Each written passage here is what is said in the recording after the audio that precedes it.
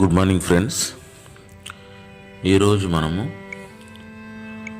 భస్మ బుధవారం ash Wednesday గురించి తెలుసుకుందాం. ఈస్టర్ ఆదివారానికి ముందు 46 రోజులను లెక్కించగా వచ్చే బుధవారాన్ని భస్మ బుధవారంగా పిలుస్తాం, యాష్ వెన్స్డే. భస్మ బుధవారానికి బూడిద బుధవారం అని కూడా పేరుంది. భస్మ బుధవారం అనేది యాక్చువల్గా లాటిన్ భాషలో డయీస్ సినెరెమ్ అనే పదం నుండి వచ్చింది. పాత సంవత్సరంలో జరిగిన వారపు మట్టలను కాల్చి బూడిద చేయవలనన్న నియమము ఈ 12వ శతాబ్దంలో ప్రారంభమైంది.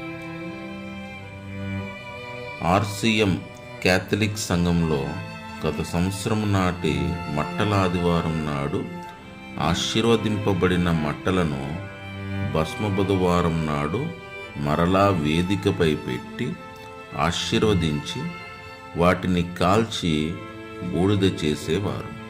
ప్రతి విశ్వాసి నుదుటను ఆ బూడిద వ్రాయిచు, నీవు మన్నువు గనుక తిరిగి మన్నైపోదువు అని చెప్పేవారు.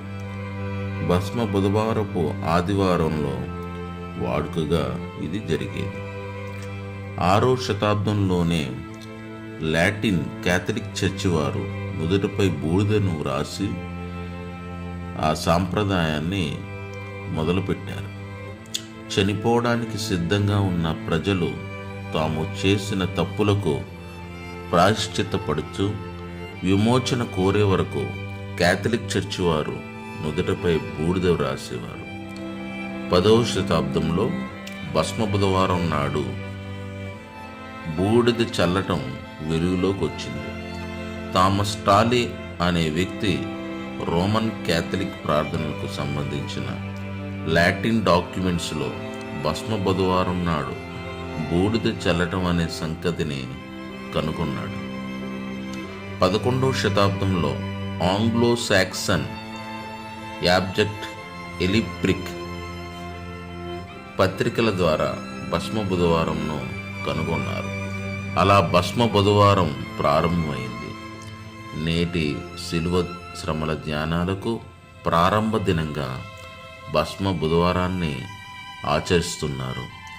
భస్మ బుధవారం రోజున బూడిద చల్లటం, బూడిద వ్రాసుకోవటం ఆత్మీయత కాదు. క్రైస్తవులైన వారు ఇలాంటి బూడిద వ్రాసుకోవడం లాంటి సాంప్రదాయాలను చోటివ్వకూడదు. పాత నిబంధన గ్రంథంలో బూడిద వ్రాసుకోవడం పశ్చాత్తాప ప్రార్థనలకు తగ్గించుకోవడానికి సాదృశ్యంగా ఉంది. కాబట్టి భస్మ బుధవారం రోజున తమను తాను తగ్గించుకుని విరిగి నలిగిన హృదయముతో ప్రభువుని సమీపిస్తే అది మనకు ఆశీర్వాదం. ఆచారంగా ఈ భస్మ బుధవారాన్ని ప్రారంభించే నామకార్థ నిర్ణయాలు తీసుకుని ముందుకు సాగితే విశ్వాసులకు ఎటువంటి ఉపయోగమూ ఉండదు. కానీ ఆత్మీయంగా ప్రారంభించి ఆత్మీయ సంబంధమైన నిర్ణయాలు తీసుకొని ముందుకు సాగితే ఆత్మ ఫలాలను పొందుకోగలరు, ఆత్మ వరాలతో నింపగలరు. Praise the Lord. Thank you.